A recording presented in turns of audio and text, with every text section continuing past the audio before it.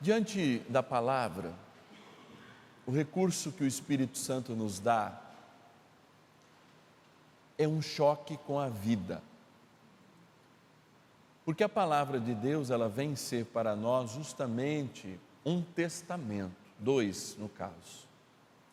E testamento é herança. E para receber uma herança, é preciso que a gente tenha condições de recebê-la, ou no mínimo de mantê-la. A herança que o Novo Testamento nos dá é a salvação. A primeira aliança foi feita, refeita, inúmeras vezes o Senhor enviou profetas, até o ponto que Ele enviou o seu Filho para celebrar a última aliança com o seu povo, e todos aqueles que crendo nele são chamados a responder o seu sim e a ter vida em plenitude. Ou seja, vida e vida em plenitude. Nós começamos na segunda-feira a leitura da primeira carta aos Tessalonicenses. Estamos continuando hoje. Essa carta é o primeiro escrito do Novo Testamento. Aconteceu em torno do ano de 53, e é importante a gente saber isso, porque os evangelhos, por exemplo, ainda não estavam sendo escritos. Marcos, a gente supõe, os estudiosos, que aconteceu lá pelo ano 60. Então existe uma carta direcionada a uma comunidade que São Paulo formou com a sua própria vida, uma comunidade que ele trabalhou para que não fosse peso para aqueles que ele evangelizava, que deu muito certo, e ele escreve essa carta, e ele vai dizer o porquê da escrita da palavra, que não era só para combater uma heresia do gnosticismo que estava acontecendo no primeiro século, que era uma heresia que dizia, basta a gente conhecer a Deus que já basta, não preciso ter fé, aliás, eu não preciso ter nada além de uma fé no fim último que é Deus, conhecendo a Deus, eu já sou o detentor de Deus. Não, eu preciso conhecer e tenho o meu dever. E ele vai dizer, vós que sois testemunhas, e Deus também, do quão santo e justo e irrepreensível foi o nosso proceder convosco, bem sabeis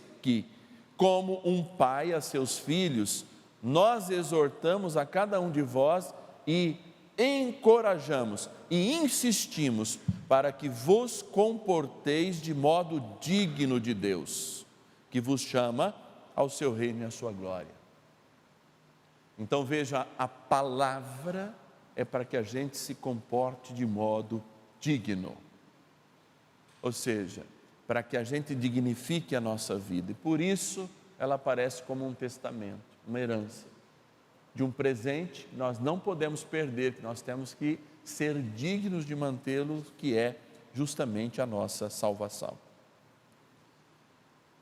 E aí, a palavra de Deus vem com bastante dureza, de novo, falar àqueles que eram os catequistas da comunidade, chamando-os de hipócritas, chamando-os de víboras, como em outros momentos.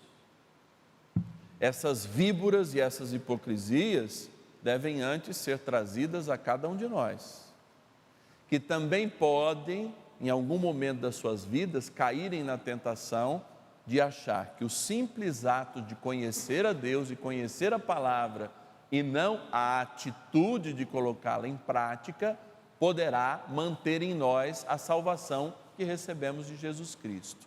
Isso nos basta, não é por aí o caminho, e isso está bem claro a palavra dizendo. Mas então, como nós vamos colocar a nossa vida em confronto com a palavra que diz que nós temos que viver diferente do que nós vivemos? É lançar mão de uma tomada espiritual muito intensa e muito poderosa, que é lançar fé sobre a palavra que deve ser praticada e ceticismo para com as nossas opiniões. Ceticismo é dúvida para com as nossas escolhas, para com as nossas reações. A isso, os padres espiritualistas, eles vão dizer: lance dúvidas sobre as tuas escolhas. Por exemplo, ao escolher um amor, todo mundo acerta? Não. Quantas vezes nós escolhemos amar alguém que não vale a pena? A gente fica apaixonado, mas não vale a pena. Nós somos traídos, nós não somos amados do jeito que a gente merece. Então lança-se, inclusive, sobre o nosso coração a dúvida. Por quê? Quem continua fiel a si mesmo pode se enganar e pode não vivenciar a fé. E é isso que Jesus está lançando contra os homens que tinham possibilidade, como um treinador, como a própria palavra diz. Tudo isso foi escrito para que a gente exortasse cada um de vocês e encorajasse e insistisse para que vos comporteis de modo digno diante de Deus. Isso não é moralismo, isso não é sair julgando. Por quê? O primeiro que Jesus atinge é justamente quem está mais próximo, quem se diz mais fiel e, portanto, tem maiores responsabilidades. Então Jesus não está condenando a mulher adúltera, mas ele vai dizer: eu te absolvo dos teus pecados, vai e não peques mais. Ele não está condenando a que vive em situação de pecado ou o que vive em situação de pecado, mas ele está dizendo: vá e não peques mais. Mas ele está falando para nós que achamos que vivemos sob a coroa da justiça, mas vivemos, na verdade, sob a coroa das nossas escolhas e perdendo o amor de Deus, porque não vivemos a dignidade de Deus, mas vivemos a dignidade das nossas escolhas.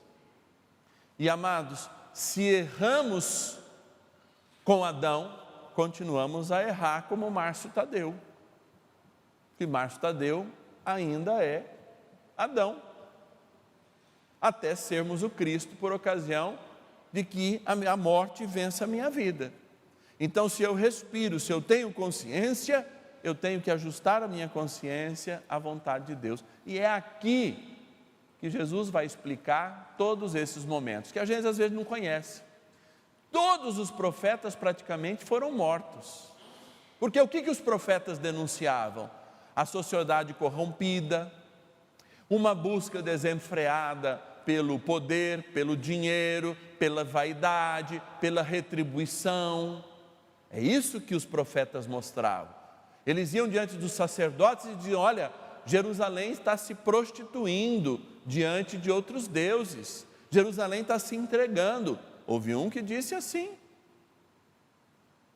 E tantos outros que denunciaram atitudes, falaram: olha, vocês estão flexibilizando, estão se entregando aos deuses, etc. e tal, e perdendo o vosso vínculo.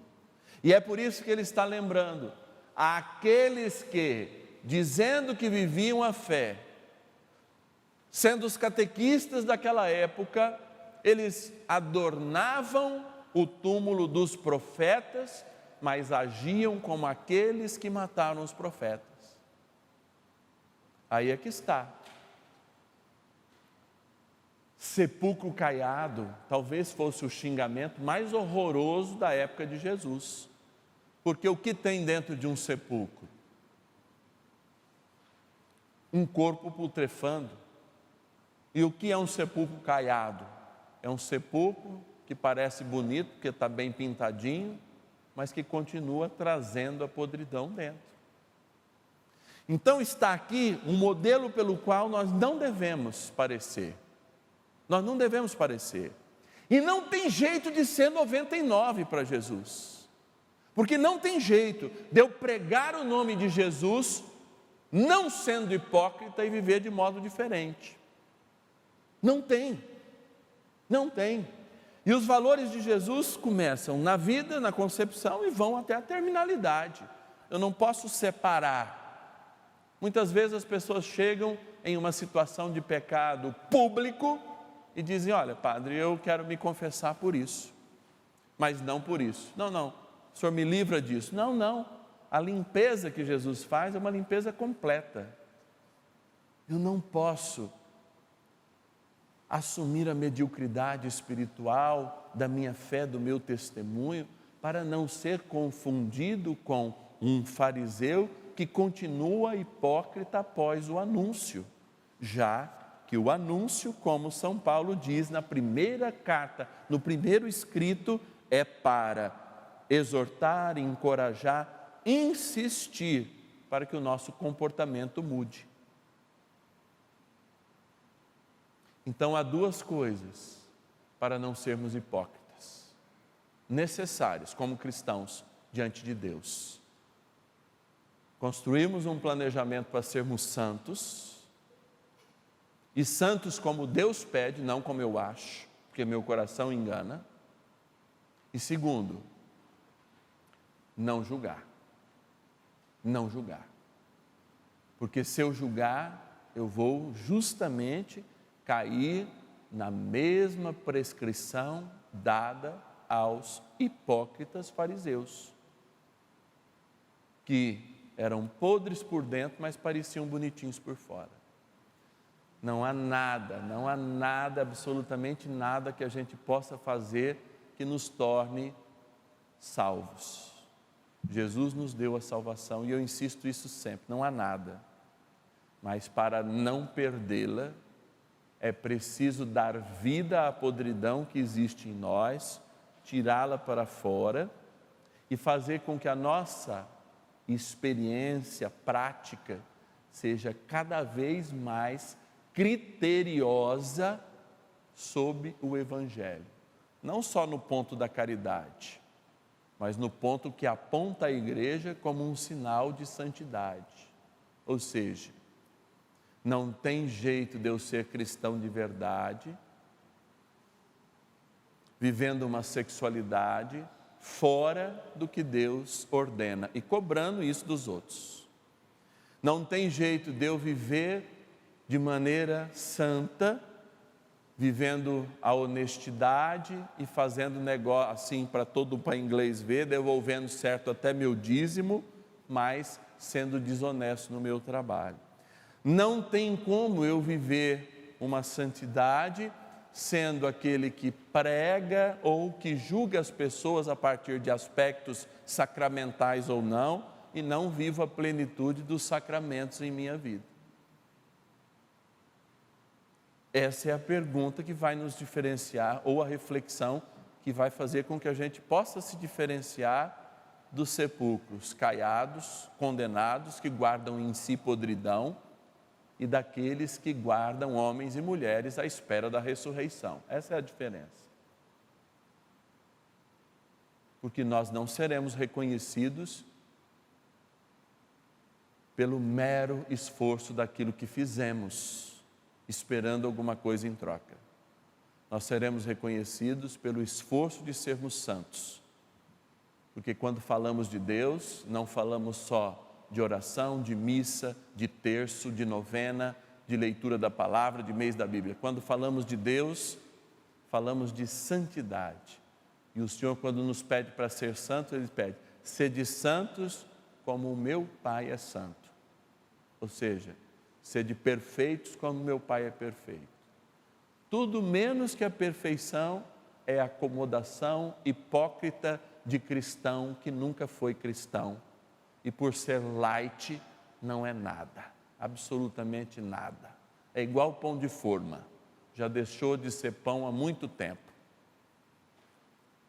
Porque pão estraga, pão dá para mastigar, não é? Pão não estraga, pão de forma quase jamais não é pão, de tão processado que ele é. Então a gente tem que deixar de ser pão de forma e passar a ser pão da vida, que é isso que o Senhor nos pede. Louvado seja nosso Senhor Jesus Cristo. É louvado.